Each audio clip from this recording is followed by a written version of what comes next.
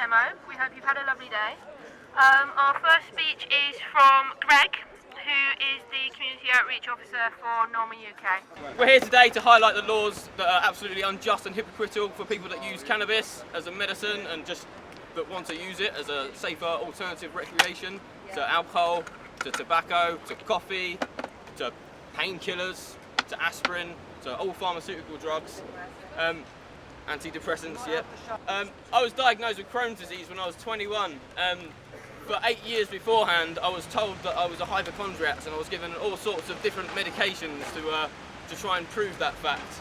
I was given drugs that would give me leukemia or lymphoma to try and control my immune system because it was just so active, it was trying to kill my digestive system.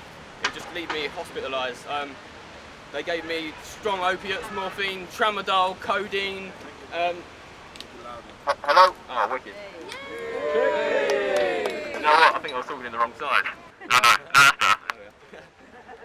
I was prescribed all sorts of opiates like tramadol, codeine, morphine, and they just left me pretty zombified. I couldn't really work. I had to stay in bed all the time. I didn't really feel like a functional member of society. I think that I'm well enough to do this now. That's because of cannabis. That's because I use cannabis every single day. If I didn't, I would be bedridden. I would be really skinny. I would not be able to put on any weight. I'd be malnourished, and I would be costing the NHS and the taxpayers a hell of a lot of money to be looked after like that, to be maintained in such a horrible way of life. Now, in 2011, I went over to America. I went to Colorado to the NORML conference. It was their 40th anniversary conference, so I thought, I've been following for a few years. I'd go and check out what they were doing. I just met so many amazing people that have made so many changes by getting together and actually doing the right thing. I'm 26. All my friends work in dispensaries in Colorado, in California, in Oregon, and Washington. They're legal jobs over there.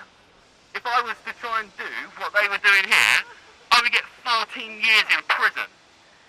In Colorado, their tax money from cannabis sales goes to schools. Yeah?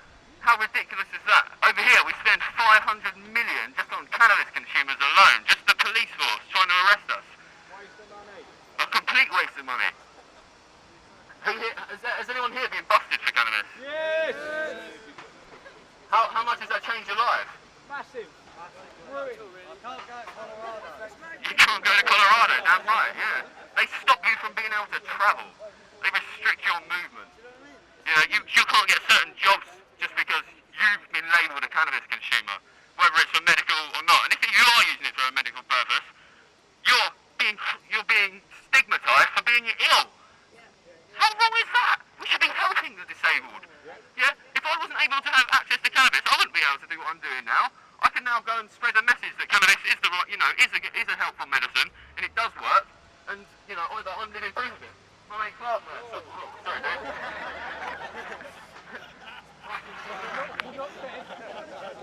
My friend Clark there, he's got MS. I'm just going to get up and say in a minute. He's experienced the same thing. He came over to California when I was there. I've just been in Colorado for 6 weeks. I went to California. Clark came over about a week later, and right now he's got a walking stick. It was about 2.5 years ago, and he came over, and within a day he was able to just drop the stick because he had access to high-grade cannabis, like what our government and what our media calls super skunk, and he was able to get access to that from dispensaries. He knew it was regulated, so he knew how much THC was in it, how much CBD was in it, and he could find out which one was the best for him. So I'm going to pass over to Clark now. He's going to tell you a little bit more of that.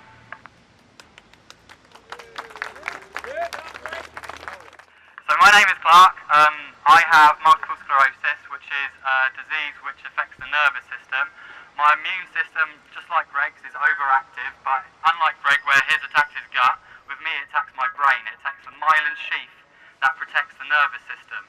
So I have lots of holes in my brain. I've been to the neurologist, had a brain scan, and you can go through my brain and see all the different holes in it. So that basically leads to like a lot of different symptoms. Like I get a lot of pain. I'm in pain 24/7.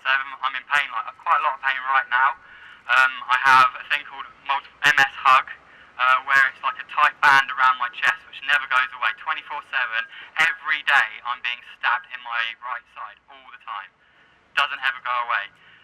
If I use cannabis, it can go from, you know, a pain level of an 8 to a 3, that kind of thing. Like, it really makes a massive difference to my, instantly, bong hit, done.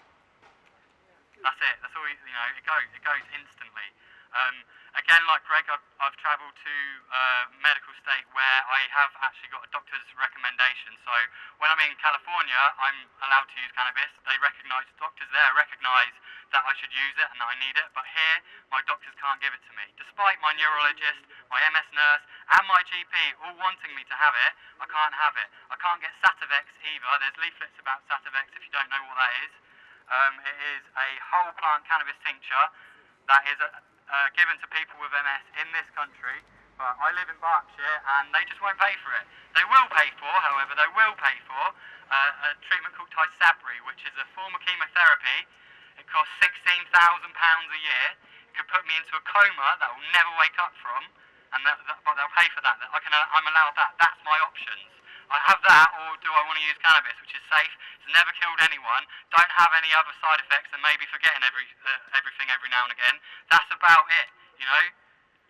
Death or a little bit of short-term memory loss. What would you choose? What would you do? You know? What would they do? What would the people in there earlier, if they had the same illness, what would they do? You know?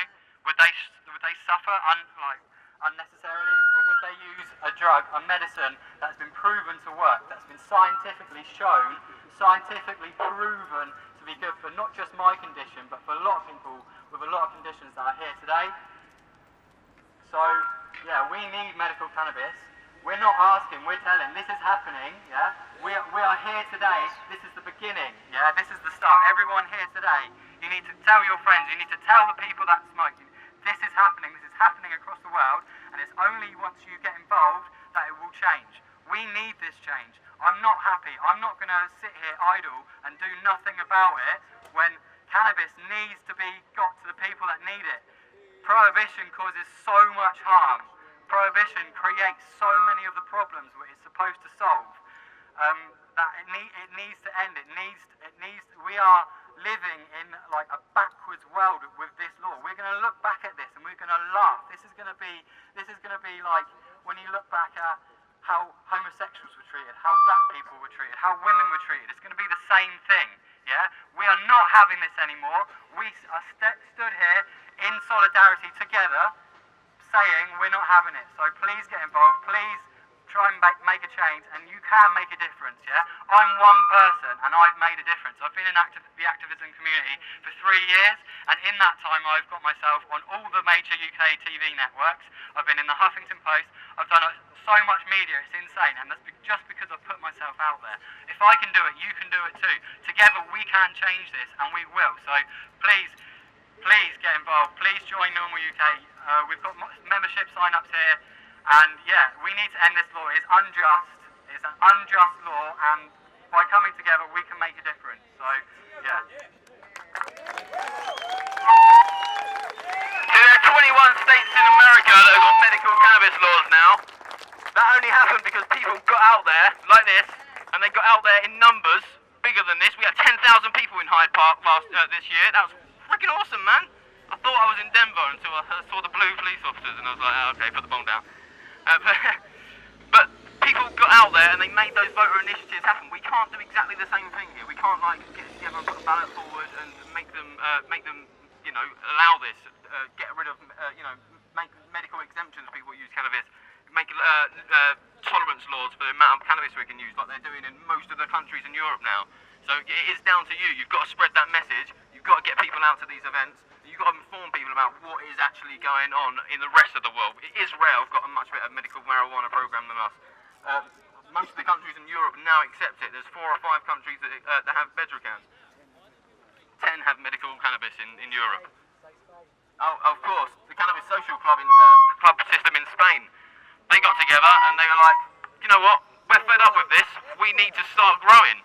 So they started growing. They have the constitutional right or protection to grow a small number of plants for themselves at home. They get when they club together and they can raise their plant numbers because the amount of them there are is larger. They can then grow in a larger amount. They can then share it at a much smaller cost because it reduces the amount of cost it does to grow. They can then use the money they've got to get a clubhouse, and now we've got all these social clubs. There's 300 in Barcelona alone. Yeah, someone's got their membership card right there.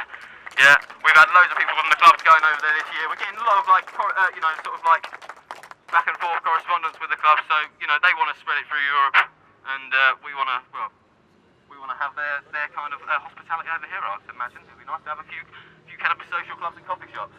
Going to pass over to Stu. Thanks, Greg. My name's Stuart, and I just want to tell you a little bit more about what the specific demo is here for today. Essentially, at the moment, there's only one way for people to get a cannabis-based medicine in the UK, and that's to live in the correct postcode area and be able to be prescribed Sativex. Sativex is only currently available for 3 conditions: bowel cancer, diabetes, which is still in the trial, and MS. But if you live anywhere else apart from these few places that enable you to get Sativex, then your options are very limited. There's a product called Bedrocan, which is herbal cannabis, which is grown in Holland. It's grown to medical standards, and it has standard amounts of THC and CBD in exactly the same way that Sativex does. Unfortunately, the problem is that our government choose to view the laws in the Schengen Agreement, which is an agreement that European nations allow their citizens to move from one country to another with their medication. Our government choose to view the laws in a different way to the rest of Europe. If you're a Dutch individual and you want to come to England with your cannabis and smoke it today, as individuals have done, you're free to do so.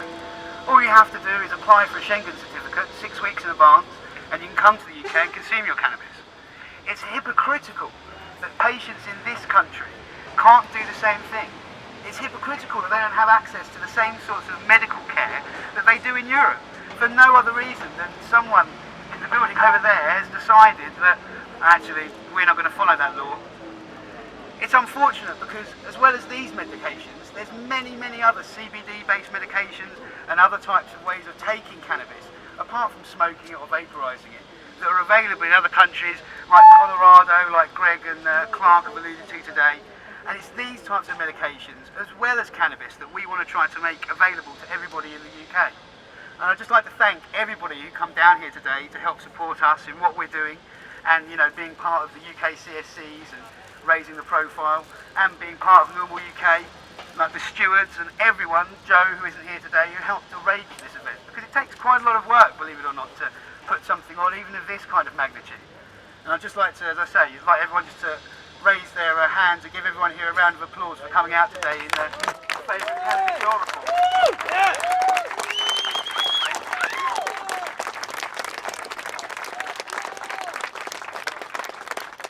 So please come over and get involved. Thanks very much.